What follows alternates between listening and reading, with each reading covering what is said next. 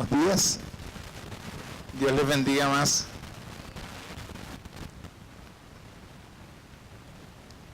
Ese es un saludo que yo tengo desde hace años.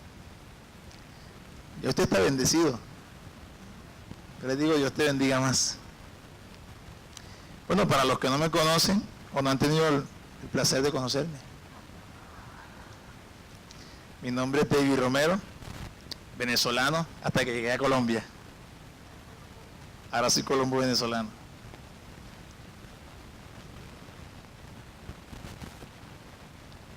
Gracias, pastor, gracias por el privilegio de poder estar en esta mañana y compartir con ustedes de lo que Dios nos ha dado.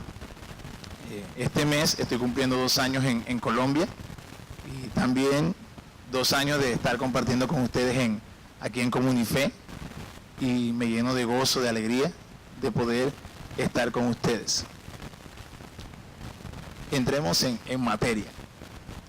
En cierta oportunidad, una mujer muy adinerada vivía en un pueblo, y para poder comprar o hacer uso de sus bienes, le tocaba ir a la ciudad y atravesar un puente de madera. Una mañana se levanta y va a la ciudad, pero al regresar, el puente por el que estaba acostumbrada a pasar todos los días se había caído y quedaba una sola viga colgando, pero la viga se movía. Imagínese usted un puente que se caiga de madera. ¿Alguna vez ha estado en un pueblo, en alguna finca donde hay puentes de madera? Imagínese que ese puente se caiga y quede una sola viga y a aquella mujer le toque pasar por aquel lugar. Muy angustiada la mujer, eleva una oración a Dios y le dice: Dios mío, si tú permites que yo pase hacia el otro lado sin que me pase nada, si tú permites que yo llegue a aquel lado, yo te doy todos mis bienes, todo te lo entrego a ti, con tal de pasar al otro lado. Amén. La mujer, haciendo acto de su fe, empezó a caminar sobre aquel madero, pero casi llegando al final de la otra orilla, se detuvo y reflexionó. Y dijo, o elevó otra oración a Dios y dijo: Dios mío, ya que estoy a punto de llegar al otro lado, no es justo que yo me quede pobre. Hagamos otro trato, Dios. Yo llego a la otra orilla y te doy una parte de mis bienes, y así todos ganamos. Al instante el puente o el listón, el madero, se cayó. Hoy he titulado esta palabra negociaciones. Vamos a definir un poco la palabra negociación. Es la acción y efecto de negociar.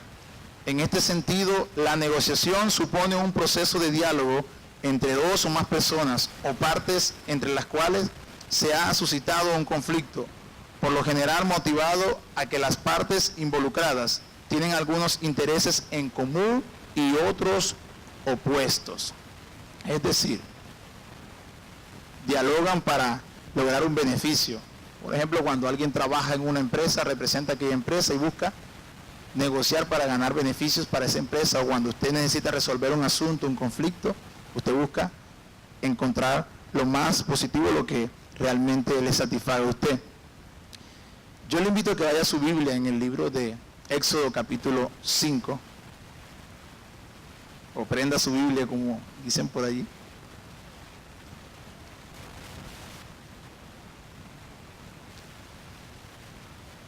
¿Ya lo tiene? Éxodo capítulo 5.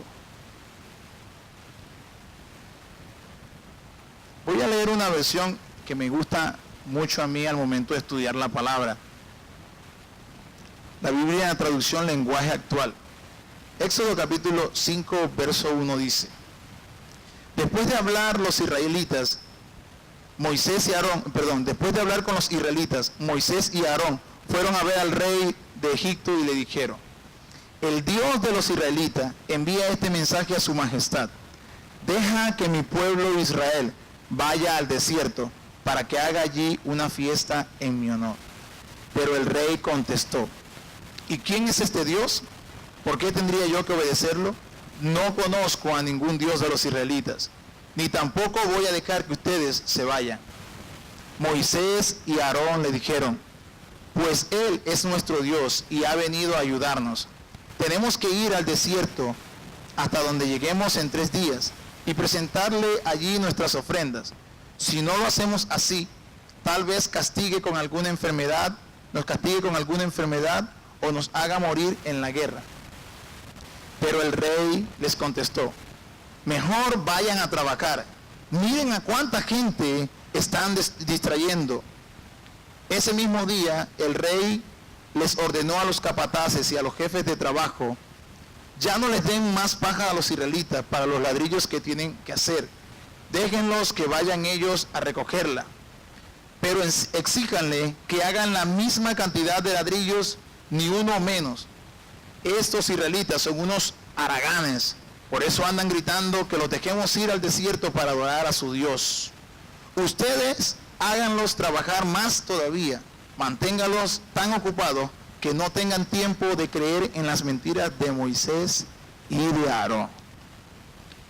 Quizás usted estaba leyendo en la versión Reina Valera. ¿Cuál es esa? Bien, trayéndolos en contexto, o poniéndolos en contexto. Dios elige un pueblo, Dios escoge un pueblo insignificante, Israel, lo toma y lo dice que era un pueblo que no valía nada, dice que Él lo escoge para sí. Desde allá arriba, desde su trono, Él ve el sufrimiento de ese pueblo, un pueblo cautivo, a manos de un rey, el faraón. Y Dios dice, yo he escuchado el clamor de este pueblo, de mi pueblo, voy a enviar a alguien. Dice que llama a un hombre, a Moisés y a su hermano Aarón, y les dice, vayan donde el faraón y denle esta enseñanza, o díganle al faraón lo que yo les estoy diciendo. Solamente eso. Moisés y Aarón, obedientemente, después de un largo diálogo y de un convencimiento de parte de Dios para con Moisés, toma la decisión Moisés de ir ante el faraón. Imagínense que de pronto Dios te diga, ve y háblale al presidente Iván Duque y predícale de mí. Dice, pero ¿cómo así, Dios? Pero si es el presidente, yo te estoy mandando y yo soy más que el presidente. Moisés tuvo una lucha fuerte para ir donde el faraón, pero finalmente llegaron. Y una de las primeras cosas que le dice Moisés al faraón, voy a leer en Reina Valera, dice, después Moisés y Aarón entraron a la presencia de faraón y le dijeron, Jehová, el Dios de Israel, dice así, deja ir a mi pueblo a celebrarme fiesta en el desierto. Si vemos algo allí claro, Él no le está pidiendo permiso, ahí hay una determinación de parte de aquel hombre de Dios. Le dice, Jehová, el Dios de los israelitas, dice, deja ir a mi pueblo a que vaya a adorarme, a que vaya a sacrificarme en el desierto. Pero el faraón le responde, digamos con sarcasmo, le dice, y el faraón respondió, ¿quién es Jehová para que yo oiga su voz y deje ir a Israel? Yo no conozco a Jehová, ni tampoco dejaré ir a Israel. Yo no conozco a ese Dios. ¿Quién eres tú para venirme a mí a decir quién es ese Dios? Yo no lo conozco. ¿De dónde sacaste tú ese invento? Hay algo que yo saco de esa parte y es el permiso para adorar. El faraón que Moisés le estaba pidiendo permiso para adorar. Y encontramos en el primer versículo que dice, el Señor dice, deja ir a mi pueblo para que me adore. Y él le dice, pero ¿por qué? Si acaso yo no lo conozco, ¿por qué tengo que dejarlos ir? Oiga, cuando Dios demanda adoración, el enemigo cree que nosotros tenemos que pedirle permiso a Él para adorar a Dios. Eso ocurre mucho en nuestro trabajo, eso ocurre mucho en nuestro círculo social, con nuestros amigos. El enemigo cree que tenemos que pedirle permiso para ir a adorar a Dios. Hay jefes que nos dicen, hoy me tienes que trabajar el domingo. Usted viene a alabar al Señor, usted viene a alabar a papá. A veces el enemigo dice, pues tienes que trabajar porque si no te echan del trabajo. ¿Pero por qué? Si tú sirves a papá. Es algo muy claro, él llega y se le presenta. Entonces, vemos a lo largo de eso, de esa historia, muchas personas conocen esa historia, donde el Señor utiliza unos métodos de corrección o de castigo para hablarle de otra manera al faraón. El faraón no hizo caso. El faraón llegó y tomó la determinación de no dejarlos ir. Pero llega Moisés y le dice, y se va donde papá otra vez a la intimidad y le dice, papá, faraón no dejó ir a tu pueblo. Y el Señor le da otra instrucción a Moisés. La importancia de oír bien y de obedecer es que lo que Dios nos dice debemos hacerlo como Él nos dice que lo hagamos, no como nosotros nos dé la gana. Y Moisés iba y consultaba a papá. Y él le dijo, ve temprano en la mañana y dile a Faraón, deja ir a mi pueblo. Si no dejas ir a mi pueblo, entonces yo voy a convertir toda tu agua en sangre. ¿Sabes qué reflejaba eso? Los egipcios aborrecían la sangre, odiaban la sangre. Y eso era una corrección tremenda, imagínense. Y lo tomó como por burla. Y le dice, no os dejaré ir. Dios le convierte el agua en sangre. Imagínense, hasta las tinajas que tenían en casa tenían sangre. Y aún el faraón no deja ir al pueblo de Israel. Moisés vuelve y se presenta ante papá y le dice, papá, no los dejo ir. Y dice, papá, tranquilo, yo he endurecido su corazón. Ve y diles ahora que si no deja ir a mi pueblo, yo le voy a enviar una plaga de ranas. Y se presentó ante el faraón y le dice, así dice el Señor, y no dejó ir al pueblo. Se presenta Moisés nuevamente ante papá y le dice, no lo dejó ir papá. Y dice papá, bueno, ve y dile una vez más que ahora yo le voy a enviar una plaga de piojos. En otra versión enseña que es una plaga de mosquitos. Dile que si no deja ir a mi pueblo, entonces yo le enviaré esa plaga. Pero Faraón no quiso hacer caso. Algo muy importante de esto, estimado hermano, es que esas primeras 3 plagas donde Moisés llegó y se le presentó a Faraón, Faraón tenía gente preparada para responderle a Moisés. Hicieron lo mismo que Moisés había hecho, excepto los mosquitos, las 2 primeras. Mire, cuando nosotros servimos al Señor, el enemigo va a demandar rectitud a Dios. El enemigo va a exigir que nosotros hablemos con verdad, que realmente demostremos que el Dios a quien servimos tiene un gran poder. Moisés era necesario que le demostrara al faraón que el Dios que estaba con él era más grande que todos los dioses a quien faraón servía. Y a veces el faraón simplemente con decirte, o el enemigo a veces te dice, cállate, ese Dios al que tú predicas no existe, y a usted inmediatamente se queda en silencio, se queda callado, y el faraón te está amedrentando, y el faraón te dice, demuéstrame que el Dios que tú sirves, al que tú tienes, vive y que realmente Él se mueve, pero no en tus palabras, que Él se mueve en tu vida.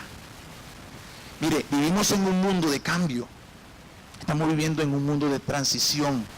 Hoy en día, tanto como la tecnología avanza, las redes sociales, también la gente va cambiando. Los jóvenes de hoy en día no son los mismos jóvenes de hace 10, 20 años. Yo tengo 28 años y cuando yo llegué al Señor, los matutinos eran a las 4 o 5 de la mañana. Las vigilias eran hasta amanecer. Yo no recuerdo cuántas veces estuve en fincas amaneciendo en vigilia. La juventud de ahora no está preparada para recibir eso, pero la iglesia, nosotros debemos de introducirlos a eso, de introducirlos a ellos a aquel lugar. Entonces, algo asombroso y que llega a la 3ª plaga es que el faraón era tan terco y su corazón era tan duro que no deja ir al pueblo de Israel. Y los magos que habían convertido también el agua en sangre y que habían también hecho subir ranas y que habían también hecho salir unas serpientes, a la 3ª plaga le dijeron, faraón, dedo de Dios es este. Le estaba diciendo, algún Dios debe estar ayudándolo a ellos. Ya esto no es natural. Nosotros no podemos con eso. Tanto así que les picaba tanto la piel que no podían estar delante de la presencia de Moisés. Sus mismos asesores le estaban diciendo, faraón, aquí perdimos. Y faraón no dejó ir al pueblo. Entonces Moisés vuelve ante papá y le dice, papá, ¿no lo dejó ir? Y papá le dice, tranquilo. Ahora ve y dile que si no deja ir a mi pueblo, yo le voy a enviar una plaga de moscas. Y esa plaga de mosca los va a perturbar grandemente. Y a veces cuando hay una mosquita en su casa, ¿usted qué hace? La comida. Ya no quiere ni comerse el plato en el que se paró la mosca. Pero esa mosca que se le para a veces a usted en el plato o en la piel, no es la misma mosca que se les presentó a los egipcios. Era una mosca que su sonido era desagradable, que tenía especie como de escarabajo y que mordía, que picaba duro, que dañaba casi todo donde se posaba la comida, los muebles, todo lo que tocaba lo dañaba prácticamente. Y tanto era lo que mordía o lo que atormentaba a la gente que los hacía salir de sus casas. Y no eran 10 ni 20 moscas como a veces usted ve en alguna parte, eran miles, millones y millones de moscas.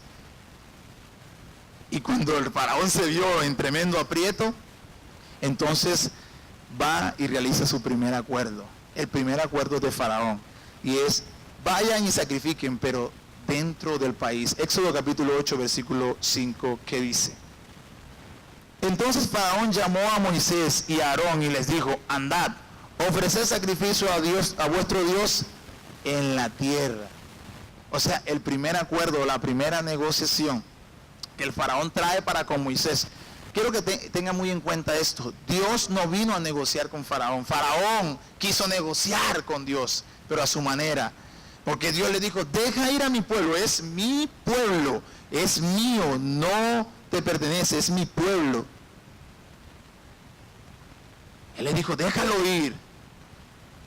Él no vino a negociar, pero Faraón al verse ya en apuro, llega y le dice, bueno, está bien, yo los dejaré ir a adorar, pero háganlo aquí, dentro de la tierra. No se vayan muy lejos. El sacrificio de Israel era una abominación para los egipcios. Quizás Faraón no entendía nada sobre dicho sacrificio, pero solo el hecho de que adorarían a un Dios que él no conocía le traía amargura. El realizar un culto a Dios en tierra egipcia provocaría que los mismos apedrearan hasta matarlos al pueblo de Israel, ya que el toro y la vaca eran animales sagrados para ellos, y el ver que en sus propias narices se los ofrecían a Dios les causaría ira y gran enojo. Imagínate que en tu casa, ¿cuántos tienen casita aquí? Eso, gloria a Dios. El vecino va y haga una fiesta en tu casa sin tu permiso. O si tú le das permiso de hacerlo en tu casa, pero cuando tú ves el bochinche y los muebles, me los va a acabar. El televisor, el equipo, la cama. Tú no quieres que nadie haga fiesta en tu casa porque es tu casa, porque te pertenece. Entonces Egipto era la casa de los egipcios, y que los esclavos realizaran una fiesta, que rindieran alabanza, culto a un Dios que ellos nunca habían escuchado, que no conocían. ¿Quiénes son estos esclavos para venir a alabar a un Dios que no conocemos? Entonces él le tiende una trampa. Él le dice, bueno, yo les dejaré que sacrifiquen. Quiero que entiendan muy bien esto, hermano. El enemigo cree que nosotros le pedimos permiso. Mire, cuando el enemigo cree que nosotros, que tiene autoridad o que nosotros somos propiedad de él, trata de intimidarnos a través de un espíritu de temor o de un espíritu de adormecimiento. ¿Sabe qué ocurrió en ese momento? En el pasaje anterior dice que Moisés se le presentó y él aumentó el trabajo para el pueblo de Israel. Entonces, ¿qué hicieron los mismos israelitas? Salieron todos tristes, cabizbajos, y vinieron y le reclamaron a Moisés. Y le dijeron, mira, tú le has dado la espada al mismo faraón para que nos mates. Moisés estaba preparado para que faraón lo rechazara y para que faraón no dejara ir al pueblo. Pero Moisés nunca en la Biblia, en esa parte, usted no va a encontrar que Moisés se preparó para el desánimo de sus compañeros, de sus hermanos. No estaba preparado. No hay cosa que duela más que tus hermanos, que tus familiares sean los que te aborrezcan. A quienes tú tratas de llevarles el mensaje, sean los que te digan, no, evangélico corrupto, ¿quién eres tú para venirme a enseñar? ¿Cierto? No hay cosa que más duela que eso. Y Moisés, cuando los ve salir, lo encienden al pobre Moisés, y Moisés con dolor en su corazón. Pero entonces, Faraón, al creer que tiene autoridad sobre nosotros, hace cosas como esa. Amedrenta más al pueblo, le dice, ustedes son míos, me pertenecen. Faraón creía que Israel le pertenecía, que eran suyos. 400 años de esclavo le pertenecen. esencial, me pertenecen a mí. Y esto es algo muy, muy asombroso, porque hay personas que hoy en día siguen sirviendo a Dios, pero siguen en Egipto, están metidos en aquel lugar. Faraón todavía los tiene dominados, pero ¿sabe por qué? Porque cuando viene una circunstancia como la que ocurrió con este pueblo, ellos no acudieron a Dios. Cuando ellos se vieron oprimidos por el trabajo, ¿a quién acudieron? A Faraón. Le dijeron: Faraón, ¿por qué nos maltratas con tanto trabajo? ¿Por qué maltratas a tus siervos? A tus servidores los maltratas con tanto trabajo. Te servimos. ¿Por qué nos haces esto? No acudieron a Dios. Pero Faraón, como sentía que eran propiedad de él, le dijo: bueno, está bien, estas 4 plagas fueron fuertes, fueron duras. Yo les voy a dejar que vayan y adoren, que sacrifiquen, pero háganlo aquí mismo. Ya era una trampa.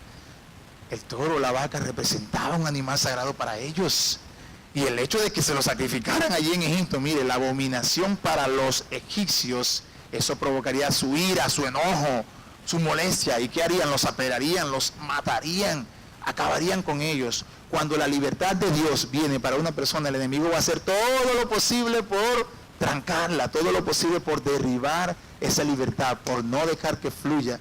Y él quería mantener cautivo al pueblo de Dios. Hay mucha gente que está en Dios, pero que no depende de Dios. Hay mucha gente que sirve a Dios, pero que no conoce a Dios. La gente conocía a Faraón. La gente dependía de Faraón. Yo te voy a hacer una pregunta muy buena. Cuando alguien te dice: no prediques, ¿qué haces? ¿Dónde te prohíben predicar? ¿Quién te prohíbe predicar? ¿Quién te prohíbe adorar? Vamos a cambiarlo. ¿Quién te prohíbe adorar? ¿Quién te prohíbe o dónde te lo prohíben? Eso hizo Faraón, les prohibió la adoración. Hace poco, todos los días tengo que venirme en el Transcaribe. Y me monté una mañana, y yo tenía días luchando con eso, pero para mí se me hace fácil, le doy gracias al Señor por eso.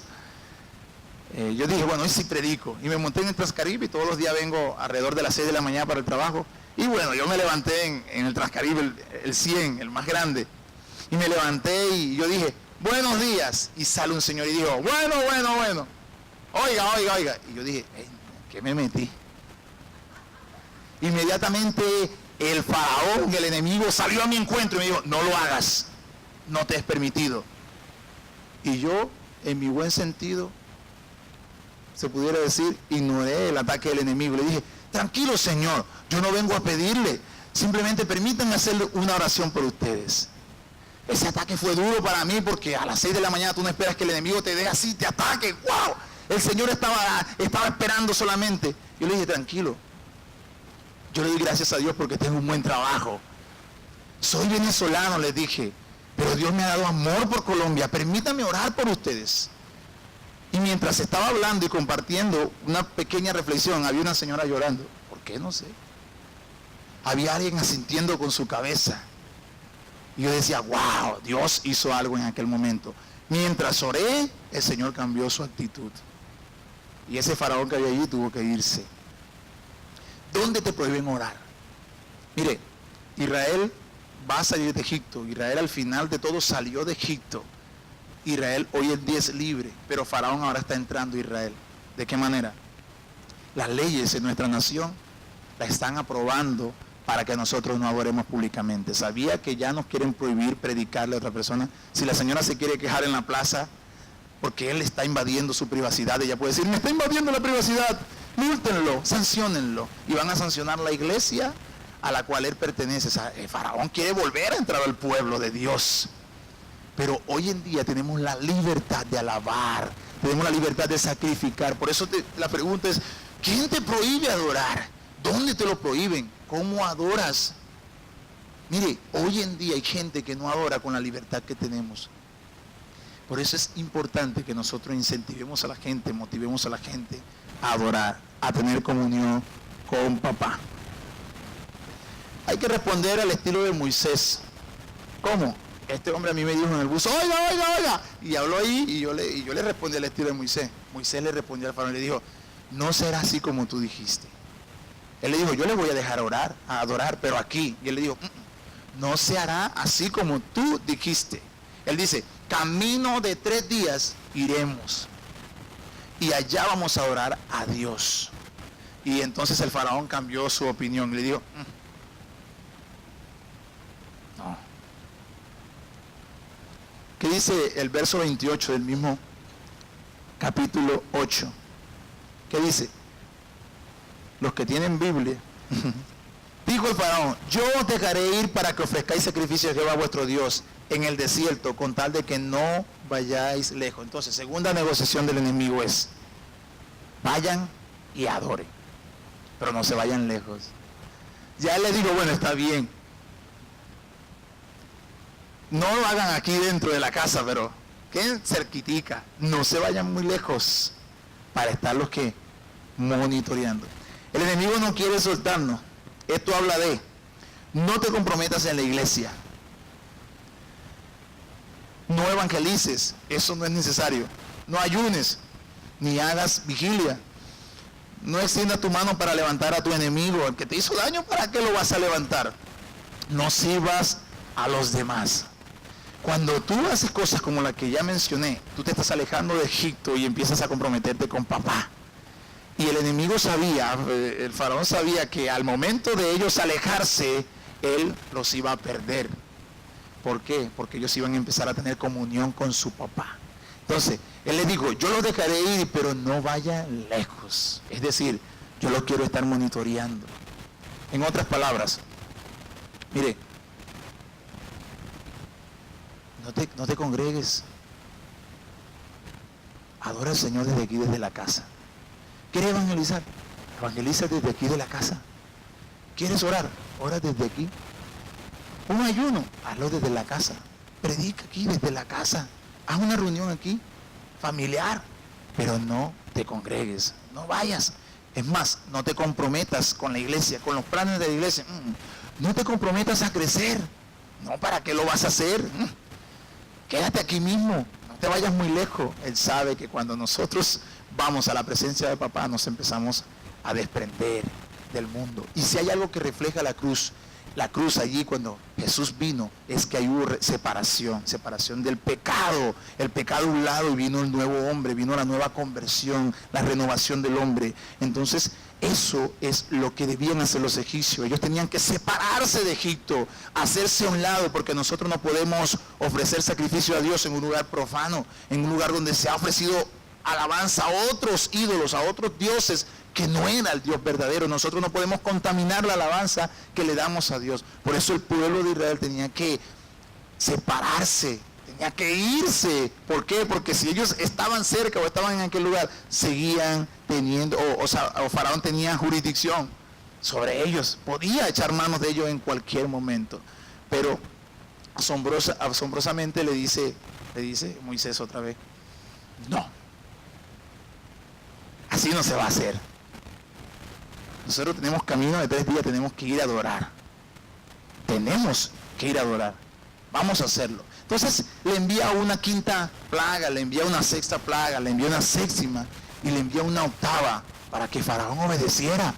Imagínense, no obedecía, y cuando ya se vio en apuros en la 8ª plaga, para resumir, llega y manda a llamar a Moisés y hace la 3ª negociación. Le invito a que vaya al capítulo 10 de Éxodo, versículo 8.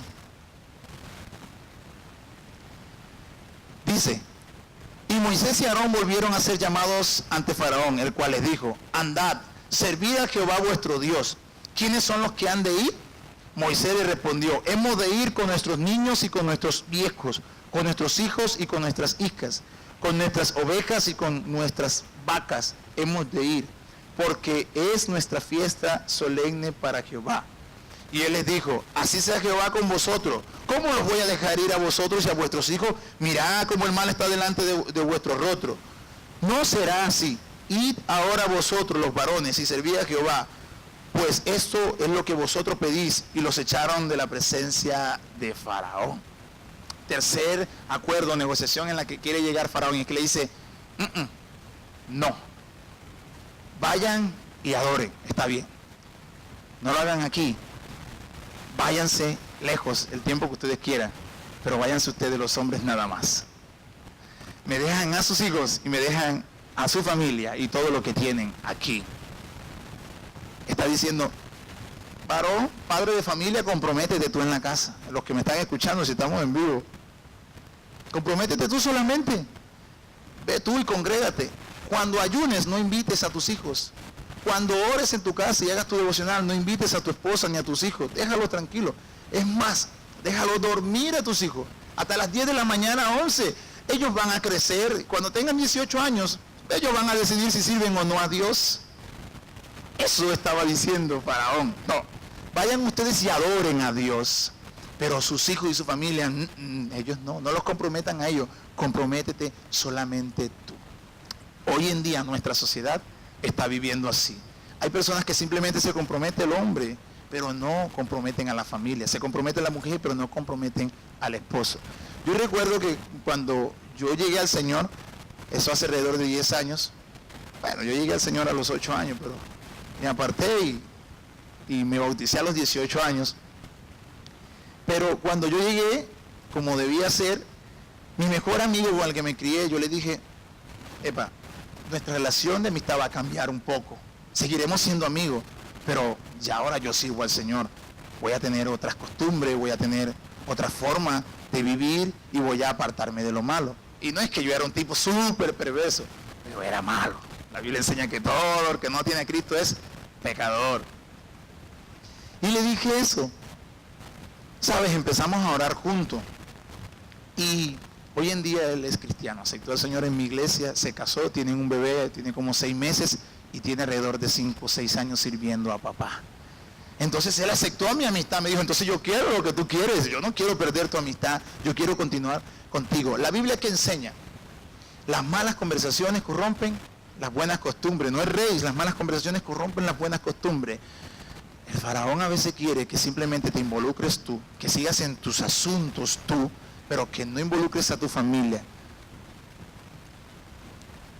¿Cómo tu familia va a dejar las malas costumbres? ¿Cómo tu familia va a dejar el pecado si tú y yo no lo involucramos? Yo tengo alrededor de 2 hermanos, el mayor tiene 33, o sea, estamos jóvenes. Y yo les predico, aunque ninguno ahorita está sirviendo a papá, y yo les predico, cuando se ven en apuro, acuden a mí. Ora por nosotros, ora por mí, necesitamos de tu ayuda. A la familia hay que involucrarla, si no es en la palabra, la involucremos en la oración, pero a la familia hay que involucrarla, no hay que hacer caso al faraón. Esto es algo muy bueno.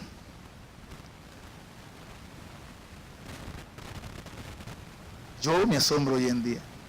Usted invita a un ayuno en la iglesia. Si hay 100 miembros de la iglesia, se presentan nada más 20, 15. Si usted invita a una vigilia, en la iglesia se presentan nada más 25, 30 de 100. Si usted invita a un evangelismo, se presenta el 30% de la congregación. A veces en un día festivo, la gente dice, yo no voy a sacrificar mi descanso por ir a evangelizar, por ir a ayunar, por ir a darle tiempo a Dios. Realmente yo vengo de una cultura donde el festivo para nosotros era fiesta, pero fiesta con papá. Cuando llegaba Semana Santa, organizamos eventos para niños y alabamos a papá en Semana Santa. La iglesia hoy en día se ha desviado un poco y utiliza eso para otros asuntos, para otras cosas. Cuando los israelitas no tenían tiempo libre para adorar a Dios, pero cuando Dios les estaba ofreciendo el tiempo libre, ellos querían volver donde el faraón. A veces estamos tan acostumbrados a algunas cosas que nos parecen normales y aunque estamos cautivos, queremos seguir en el mismo lugar. Estamos acostumbrados a lo mismo. Necesitamos levantar una generación que ayune, una generación que ore, una generación que vigile, una generación que exalte el nombre del Señor. No desde aquí. Para mí tocar ese instrumento, yo digo que es parte del llamado, pero eso no lo es el todo. Servimos al Señor en esa parte. Para mí lo más importante es predicar la palabra del Señor. Para mí lo más importante es llevar el mensaje del Señor. Mire, yo tengo 2 años en la empresa, el 15 de noviembre lo cumplo. Y desde que yo llegué a ese lugar, había muchos accidentes. Se cortaban algunos con alguna pulidora, se enterraban algunos con el taladro. Desde que empezamos a hacer la oración no ha habido ningún accidentado. Y todos los días se ora 15 minutos a solicitud de los encargados. Vamos a hacer la oración y la reflexión. Todos los días allí se ora y se alaba a Dios. Todos mis compañeros han y están aprendiendo a orar. Hay unos que han tenido experiencias con Dios, no son cristianos, pero uno me dijo, Dios me visitó, yo lo compartí hace poco, me tocó, yo lo sentí que me tocó mientras dormía, y no es cristiano, algo está haciendo Dios en sus vidas. Si usted revisa mi hoja de vida en lo personal, va a encontrar que en el bachillerato me conocen por ser cristiano y porque predicaba en las masas, y en la universidad me va a encontrar porque yo predicaba en el bus. Y en el Transcaribe, que ya lo estoy haciendo. Y no es que yo quiera decir, hagan lo mismo que yo hago. Pero sí tratemos de demostrarle a Faraón que el Dios que nosotros servimos está con nosotros en todo lo que hacemos, en todo lo que emprendamos. Mire, mi esposa, yo soy casado, gracias al Señor. Mi amada esposa es cristiana desde niña. Y una de las cosas por las que yo le oraba a Dios era por mi suegra. Yo tenía un trauma tan tremendo con la suegra que yo le decía, Señor, dame una suegra buena, Señor, que me quiera, que me ame, Señor. Sí, Señor, ayúdame, Padre. Y yo le describía en mi oración a mi suegra a Dios. Yo le describía a Dios. Y el día que yo me enamoré de mi esposa, primero lo hice de mi suegra. Sí, cuando yo conocí a esa señora, realmente Dios respondió. Yo dije, wow, Dios mío, en serio, literalmente le estoy diciendo, yo amaba más a mi suegra que a mi esposa, porque me atendía tan bien, y era tanto amor y tanta dulzura que tenía, que yo decía, Dios mío, cómo tú respondes. Pero en el mismo tiempo yo le describí a Dios mi esposa, Señor, quiero que mi esposa sea así, Señor, que te ame, que te bendiga, y yo describí a mi esposa. El día que nos conocimos, que yo visité aquel lugar, no estábamos enamorados, nada de eso. Y cuando yo me di cuenta que aquella mujer era de Dios, yo dije, wow, Señor, gracias por responder. ¿Sabe? Yo de antemano, antes de yo casarme, estaba involucrando a mi familia en las cosas del Señor, a mi esposa.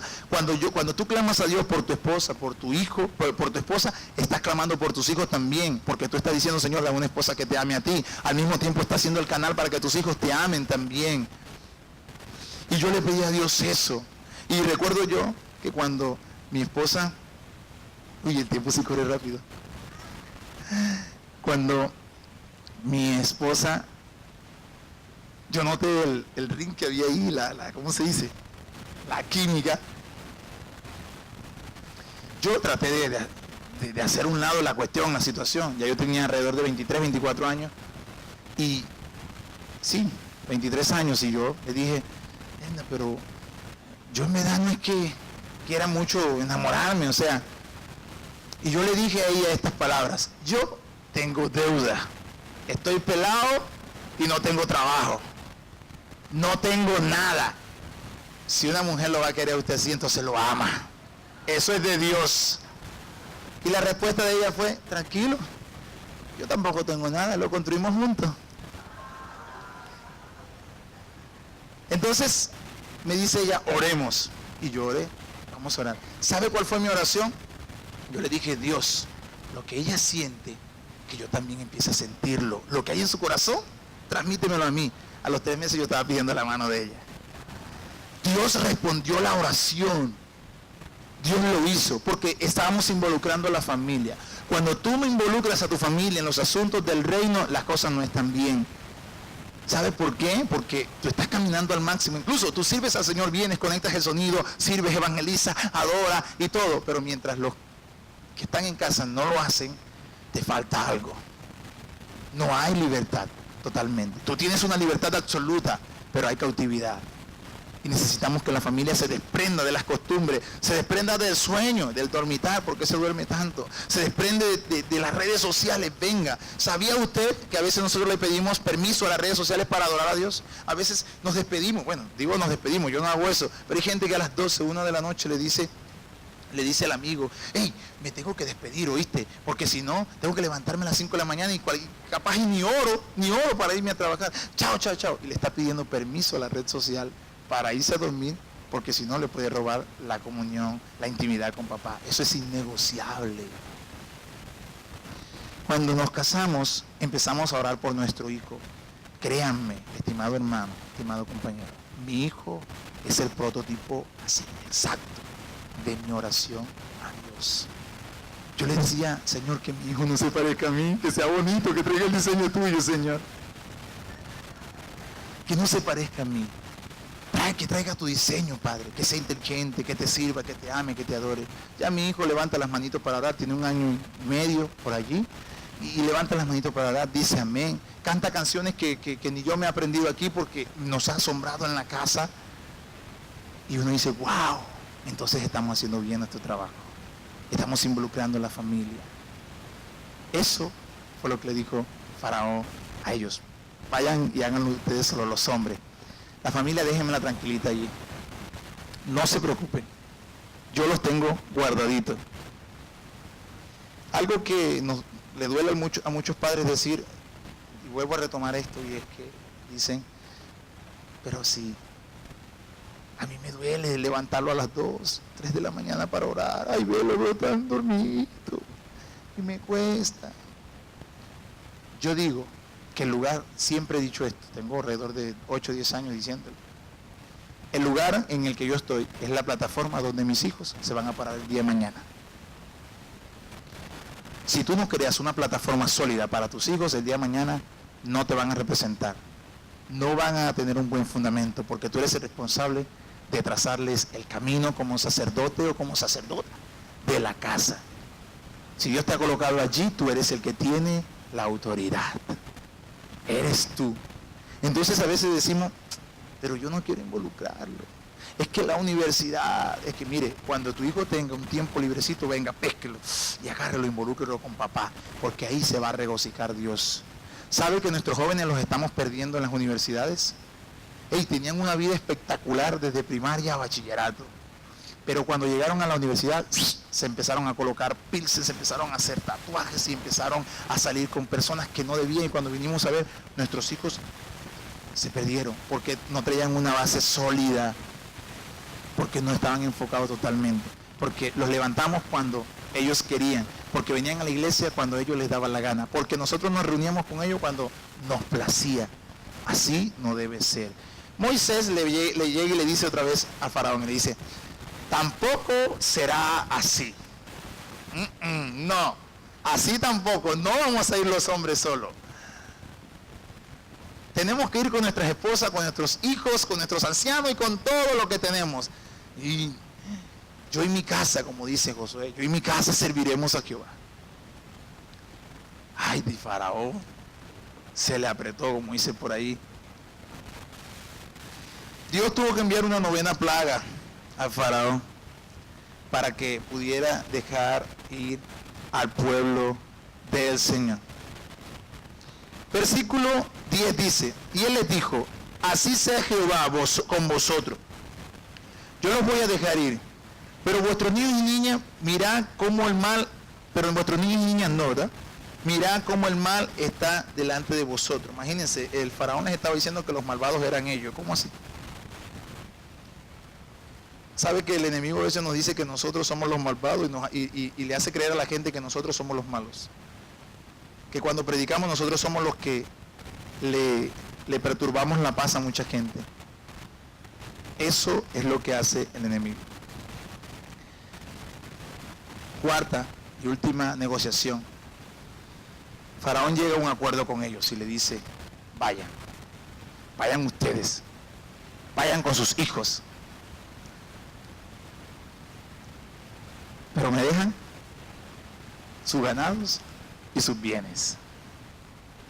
No involucres tu finanza, lárguense, váyanse, hagan fiesta, todo lo que ustedes quieran, pero no involucren la finanza. Y allí hay mucha gente donde el enemigo las tiene cautiva. Hay gente que tiene y no toman una gaseosa para no botar los gases.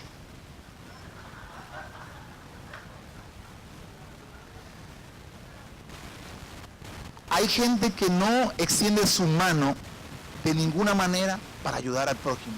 ¿Sabe por qué hay mucha gente que no vino hoy a este lugar? Porque no tenían para el pasaje. Yo lo he comprobado. No sé si ya llegó un venezolano, otro venezolano. El único que he podido traer. Me ha ido mejor con los venezolanos, será por la crisis. Y pasó vendiendo galletas por la casa y le dije, hey, te invito al culto, ven. Y le prediqué y compartimos ahí un rato y todo. Yo le dije, tranquilo, no te preocupes por el pasaje, Dios proveerá. Yo no tenía, Dios proveerá. Vino el culto antes pasado en el Almirante, vino el culto pasado. Yo digo, wow, gloria a Dios, Dios está proveyendo. Y yo le digo, Señor, ayúdame, Padre, porque si está en mi alcance de poder sembrar en alguien, de que para que venga el transporte, yo lo hago, porque Dios sabe que es así. Sembremos en alguien, invirtamos. El enemigo no quiere que tú con tus bienes sirvas al Señor. Mire, hay gente que no le da la cola a alguien porque piensa que le va a empavar el carro. Hay gente que no le da la cola, en Venezuela le llamamos cola, el aventón, como le llaman aquí. El chance. Ahora sí me entendieron. La cola, te diga la colita. La cola, el chance a alguien porque simplemente no le cae bien. ¿Sabe qué dice en el libro de Hechos? Que los primeros cristianos tenían todas las cosas en común. Lo mío no es mío, sino que es tuyo, es de todos. Hay gente que dice, yo sirvo a papá, pero mi carro no me lo toca. A nadie yo llevo, olvídate. Olvídate que yo te voy a dar la cola. O la del aventón, el chance. Hay gente que tiene tantos ceros en la cuenta que a la final no sabe ni cuántos tiene. Pero no diezma. Pero no ofrenda. ¿Cuánta gente no tiene necesidad? Y nosotros a veces nos hacemos el oído sordo. Yo le digo a mi esposa, mi amor, tratemos de mantener jugo en la nevera, porque cualquier venezolano o alguien que pase por allí le ofrecemos un vaso de jugo y algo hacemos ahí, lo invitamos y ese es un método para ganar un alma. ¿Estás cansado? Hey, ven, te invito a tomar un vaso de jugo, ya lo hemos hecho. Y allí le podemos sembrar la palabra. Hay muchos métodos de sembrar el evangelio, de sembrar la palabra, pero a veces es necesario que utilices algo de tus bienes. Mire lo que le pasó a aquella viuda, tenía tanto que a la final, cuando llegaba a la orilla, aquella rica, cuando quiso llegar al otro lado, dijo, no te puedo dar todo, una parte. Tú tienes que rendir tus finanzas a Dios. ¿Quién dijo que si tú siembras te vas a empobrecer? ¿Sabe qué dice el libro de Job, capítulo 41? Dice, ¿quién me dio a mí primero para que yo le restituya todo lo que hay debajo del cielo? En la tierra es mío, dice el Señor. Lo que tú y yo tenemos es de Dios. Dios te lo dio primero. El diezmo, la ofrenda, los ceros que tú tienes en el banco o el carro que tú tienes, es producto de la bendición de Dios para tu vida, pero le pertenece a Él. Por lo tanto, tú tienes que retribuirle a Él, devolverle a Él de lo que Él te ha dado. Cuando tú pones al servicio de la obra tu carro, tu vehículo, tú estás haciendo crecer el reino, tú estás haciendo ensanchar la obra del Señor.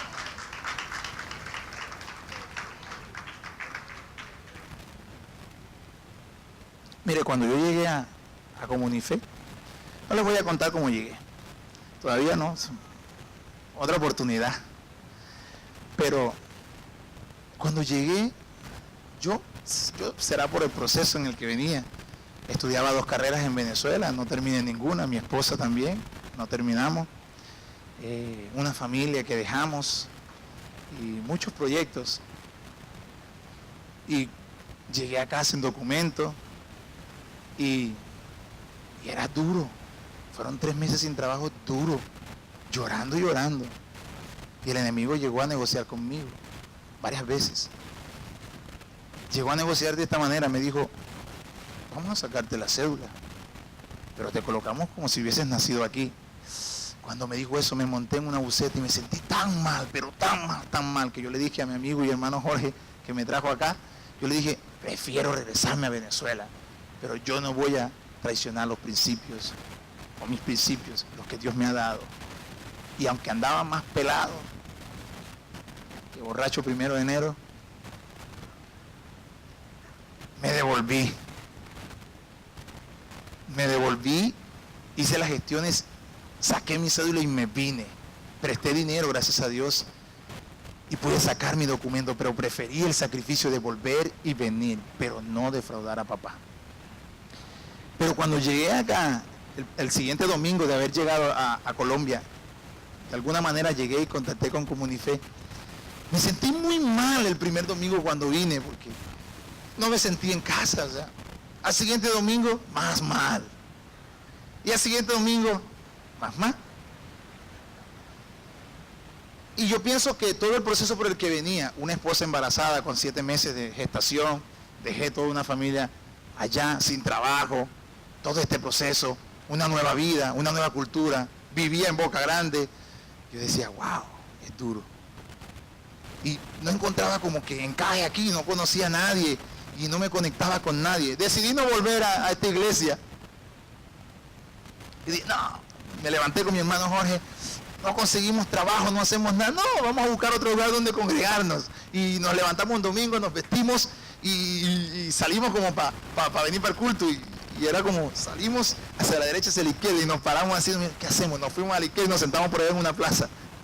Y hablábamos de los procesos y hablábamos del Señor, pero no nos apartábamos de papá. Estábamos claros en que no era la iglesia. O sea, no era que yo me iba a apartar y que no. Vamos a buscar otro sitio, donde nos sintamos más cómodos. Hablo de la comodidad que brinda un hermano a un nuevo convertido. Cuando alguien entra por esa puerta, quizás esa persona viene con problemas, con necesidades, con dificultades, y tú nunca lo sabes. Y en el año 2017 Dios transformó esta iglesia. Y yo me di cuenta, quizás usted no lo ha notado.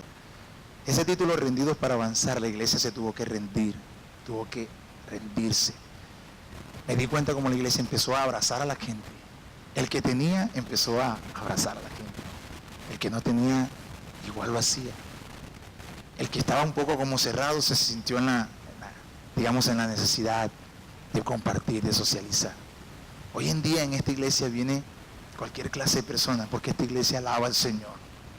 No es el estatus social, no es lo que tú y yo ganamos, es Dios. Eso cambió esta iglesia, se rindió, la transformó. Llegó un momento donde, wow, la plenitud de Dios llegó de tal manera en este lugar que uno dice, cualquier persona es digna de admirar, es digna de darle un abrazo, es digna de extender la mano. Pero cuando yo llegué no lo vi así, porque había quizás algo que no encajaba. Y Dios transformó eso a través de las necesidades, de las dificultades por donde atravesó la iglesia, cuando se perdió la sede y todo eso. Dios agarró a la iglesia y apretó su corazoncito y dijo, hay que salir, hay que tratar a la gente, hay que abrazar a la gente, hay que extender el reino.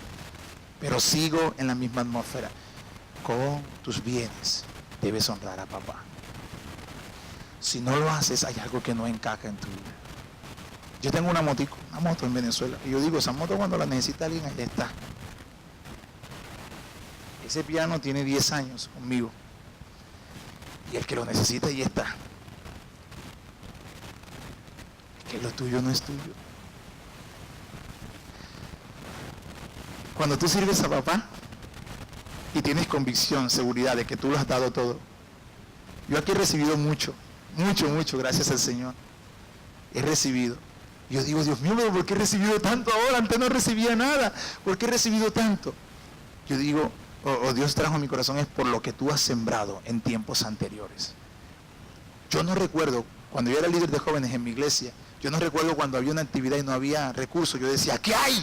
Venga, pastor, vamos a hacerlo. Hacíamos campaña de jóvenes. No hay problema, yo saco de mi dinero. Tranquilo, lo invertimos. Ey, sin importar. ¿Sabe por qué? Porque cuando tú tienes algo y sabes que es para la obra del Señor, eso vale mucho.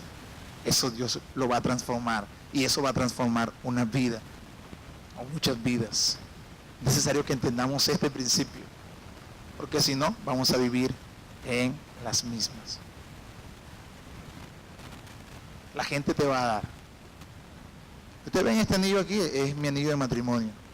Aquí está mi esposa, por allá está. Este me lo regalaron. Alguien dijo, ¿se van a casar? Tranquilo, nosotros les regalamos los anillos. Nosotros no los pedimos. Cuando tú honras al Señor y tienes una necesidad, Dios la va a suplir de otra forma, de otra manera. Si en lo poco, y esa palabra hermosa, me fuiste fiel, en lo mucho te pondré, mucho te daré. Y termino con esto. Jesús, cuando estaba en los 40 días de ayunos, Lucas 4, el enemigo vino a negociar con él. Mire, presta atención, Dios nunca va a negociar con Satanás. Dice la Biblia, ¿qué comunión tiene el Señor con las tinieblas? O sea, vino a negociar con el Señor y le dijo, uy, Jesús, ¿tienes hambre? Dile a esos fieros que se conviertan en pan. Él le dijo, escrito está, no solo de pan vivirá el hombre, sino de toda palabra que sale de la boca de Dios. El enemigo te va a tentar por el hambre. Después lo llevó a un lugar alto y le mostró todos los reinos de la tierra y le mintió. Mire lo que se inventó. Le dijo, si tú me adoras, yo esto te lo doy porque eso me ha sido entregado a mí. Yo tengo el poder sobre eso. Y el Señor le dijo, no. Jesús le dijo, no. Y después lo llevó al pináculo del templo y le dijo, lánzate. Él enviará ángeles que te sostengan y que no dejarán que tropiecen tu pie. Y él le dijo, no tentarás al Señor tu Dios. Apártate de mí, Satanás, escrito estás. Al Señor tu Dios adorarás y a Él solo servirás. Dice que por un momento se fue. Eso que le enseña a usted, que el enemigo iba a volver, ¿cierto? La Biblia enseña que el enemigo anda como león rugiente buscando a quien devorar. Para los que nos oyen, el faraón quiere volver. Va a depender de ti si permites que él entre en tu vida. Pero él quiere volver. El enemigo se fue y dice que dejó por un momento a Jesús, pero él quería volver. Todos los días él te ve salir de la casa. Todos los días él te ve ir al trabajo. Y él dice, yo vuelvo y voy y doy vuelta. Pero va a depender de nosotros si le dejamos entrar. Dice que él va y anda por lugares desérticos, vacíos, pero él vuelve para ver cómo está esa casa, si está ordenada, si está bien, y si le dan un espacio, él vuelve y entra. Si hay una ventanita abierta, y no sea esa la de los bienes la que esté abierta. En cierta oportunidad, cuando era mototaxi en Venezuela, yo estoy dejando una pasajera, y el enemigo te va a cuestionar. Él va a cuestionar al Dios al que tú sirves, si realmente el Dios que tú predicas hace milagros, realmente el Dios que tú predicas se mueve extraordinariamente, si realmente ese Dios hace cosas sobrenaturales, si realmente ese Dios se puede ver. ¿Sabe usted que Dios se puede ver? No físicamente, sino en la vida de muchas personas. Yo estoy dejando una pasajera y yo siempre oraba a Dios. Yo decía, Señor, yo no quiero que me roben mi moto. Había una ola de ladrones robando motos. El día anterior yo había predicado en la iglesia. Y cuando estoy dejando una pasajera alrededor de las 2 de la tarde, llegaron 2 hombres en una moto y se pararon y yo sentí la vibra mala. Y dije, ay Dios mío, me pasó lo que no quería que me pasara. Y la moto cayó al suelo. Y yo, mientras la moto estaba en el suelo, yo me hice a un lado, estaba en shock, estaba así. Eso. Y el jovencito, muy simpático, él me decía, échate para allá, échate para allá. Y el otro de la moto le decía, dale un tiro, dale un tiro. Cuando yo caigo en sí, yo reflexiono, pero bueno, si yo soy hijo de Dios, yo tengo el Señor. Y Dios trajo fortaleza a mi vida. Y yo le dije al espíritu del niño, del joven, tenía como 15, 17 años, le dije, espíritu de maldad, te reprendo en el nombre de Jesús. Le decía, perdón hermana que la señale. Espíritu de maldad, te reprendo en el nombre de Jesús. Y el jovencito hacía así para atrás. Y el otro decía, pero dale un tiro, dale un tiro. Y yo le decía, espíritu de maldad, te reprendo en el nombre de Jesús. Y al que estaba en la moto allá le decía, te reprendo espíritu de maldad en el nombre de Jesús. Y el jovencito, échate para allá, échate para allá. Y yo me fui echando y me fui alejando hacia atrás. Y la moto ahí en el suelo botando gasolina. Y como lo vi así todo desesperado, yo brinqué y agarré, le quité la llave a la moto y me devolví y salí corriendo. Y yo le decía al muchacho, yo soy pastor de jóvenes en una iglesia cristiana, ¿por qué te vas a llevar la moto? No me importa, dale para allá, échate para allá. Y yo le seguía diciendo, en el nombre de Jesús te reprendo, demonio. Es asombroso. ¿Sabe qué hizo el joven? Levantó la moto y se la llevaba para allá. Entonces yo me le pegué de la parrilla. ¿Sabe cuál es la parrilla? En el nombre de Jesús, en el nombre de Jesús. Demonio, te vas. Y el otro decía, dale un tiro, dale un tiro. Y yo reprendí al otro, en el nombre de Jesús. Demonio, te vas.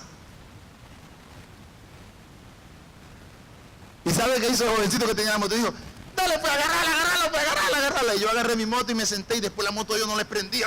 Y estaba ahí pegado como si alguien los alara por detrás. No les prendía. O sea que si un funcionario hubiese llegado y lo hubiesen prendido. Y yo me senté en mi moto, me coloqué mis gafas y me eché a reír. Y yo me estaba riendo y la gente, un poco de mujeres que estaban escondidas en una casa, escondidas por las ventanas, salieron y dijeron, pero ¿qué hacéis riéndote? Vete, eso van a volver. Yo les dije a ellos, pero es que yo nunca les vi pistola, yo nunca les vi el arma. Y ellas dijeron, pero nosotros sí se la vimos, estaban armados, vete. En ningún momento yo vi el arma. Pero ¿por qué les comparto esto? Porque cosas así, el enemigo te va a cuestionar y te va a decir, dame ese carro. ¿Y qué vas a hacer? Sí, toma, te lo entrego. Ejerce tu autoridad. Nada en la tierra puede tener más poder que el Espíritu de Dios. Eso va a depender de nosotros. Colócate sobre tus pies. Vamos a dar gracias a papá. Nada, mi estimado hermano. Por primera vez en esa parte yo experimenté la gloria de Dios con autoridad. La gloria de Dios allí. Y uno dice, wow, realmente el Espíritu de Jehová que está en mí puede reprender al espíritu de maldad que está en él. Mayor es el que está en mí que el que está en el mundo, dice la palabra. La Biblia dice, ¿dónde está el Espíritu de Dios? Si el Espíritu de Dios está en ti, en todo lugar donde tú has estado ha habido libertad. Entienda esto. Si el Espíritu de Dios está en ti, entonces donde tú hayas estado hay libertad. En esa escena en la que yo me encontré, allí había libertad, porque el Espíritu de Dios estaba allí. Entonces, repasando, sirvamos al Señor. Él le dijo, vayan y sacrifiquen, pero háganlo aquí. No, nosotros tenemos que sacrificar a Dios donde Él nos los demande, donde nosotros queramos. Mientras usted pueda, alabe al Señor donde usted se encuentre, en el trabajo, en el Transcaribe, en el taxi, en el barrio, en la esquina, donde se encuentre, alabe al Señor. Nadie te debe prohibir, nadie. Si a mí, mi ingeniero o mi jefe me dice, no quiero que ores más aquí en la mañana, yo le digo, hasta aquí llegó nuestra relación laboral. Pero yo no voy a dejar de adorar a papá. Si tengo que llegar una hora antes o 15 antes, llegaré. Pero nadie me va a prohibir a mí adorar a papá. Y yo adoro a papá a la distancia que yo quiera. Si te vas a la India, ya tienes que adorar a papá. El faraón no te tiene que impedir hacerlo. Adora al Señor con toda tu familia. El tercer punto, no dejes de adorarlo. Involucra a tus hijos, todos ellos. Y honra a Jehová con tus bienes y con toda la primicia de tus frutos. Todo lo que tú tienes, coloca a la disposición del Señor. Créeme, dice el salmista, joven fui y he envejecido. Y no he visto justo desamparado, ni su descendencia que mendigue pan. El hecho que tú siembres algo no significa que te vas a arruinar. En el reino de Dios no existe la división ni la resta, sino la suma y la multiplicación. Si tú siembras, tú sumas, tú multiplicas. Pero si piensas que vas a restar, entonces te vas a empobrecer. Porque así funciona en Dios. Vamos a darle gracias, papá. Gracias, Señor. Gracias, papá, por darnos la oportunidad, Dios, en esta mañana de escuchar tu palabra. Señor, ayúdanos a sacar a ese Egipto, Dios, que aún quiere tener propiedad en nuestra vida, Señor. Que nos quiere condicionar para adorar, Señor. El lugar de adoración es cualquiera, Dios. Donde nos encontremos, Dios, es el lugar de adoración, Señor. Padre, ayúdanos a sacrificar alabanza, Señor. Que el que puede ir a una vigilia, que vaya, Dios. Que el que puede ayunar, que ayune, Dios. Que el que puede interceder, que lo haga. Y que, Señor, el que puede, Señor, extender tu reino, Dios amado, con su misma vida, Dios, que lo haga, Dios. Padre, ayuda, Dios. Ayuda, Padre, a esa persona que hoy te está pidiendo eso, Dios. Hoy siento que hay alguien que está pidiéndole eso, que quiere avanzar, que quiere ir un poco más allá de lo que ha ido, de lo que ha vivido. Quiere salir del estanco. Señor, ayúdanos, Dios. servirte con toda nuestra familia, Dios. Ayuda a despertar a nuestros hijos porque se están adormeciendo, Señor. Señor, que así como dedican tiempos a las redes, que así como dedican tiempo a las fiestas, a sus amigos, también te dediquen tiempo a ti, Señor. Oh, bendito Rey, Señor. Que la iglesia pueda entender, Señor, que cuando sembramos, Señor, tú multiplicas, Dios. Que todo lo que tenemos es tuyo. Nada de lo que tenemos nos pertenece, Señor. Porque tú lo has dado y tú puedes quitarlo cuando tú quieras, Señor. Señor, y bendigo Comunife, Señor, bendigo esta iglesia, Padre. Creo que hay una generación adulta en esta mañana en este lugar que sigue sembrando tu palabra, que sigue levantando altares, que sigue dando ejemplo, que sigue aconsejando a los jóvenes, que se sigue colocando en la brecha para levantar nuevas generaciones, Señor. Dios mío, bendigo esta generación, Señor. Bendigo este grupo de consejeros que hay en esta mañana en este lugar, Dios. Padre, dales palabra, dales sabiduría, Señor. Si alguien no quiere colocarse en la brecha, que ellos lo hagan, Dios amado. Si alguien no quiere levantarse, que ellos se levanten, Señor. Pero tu obra no se va a detener por nada, Dios. Hoy te agradecemos, Señor. Hoy te bendecimos. Te damos la gloria, te damos la honra, la alabanza. A ti, Jesús. Amén. Aplauda, papá, porque Él se lo merece.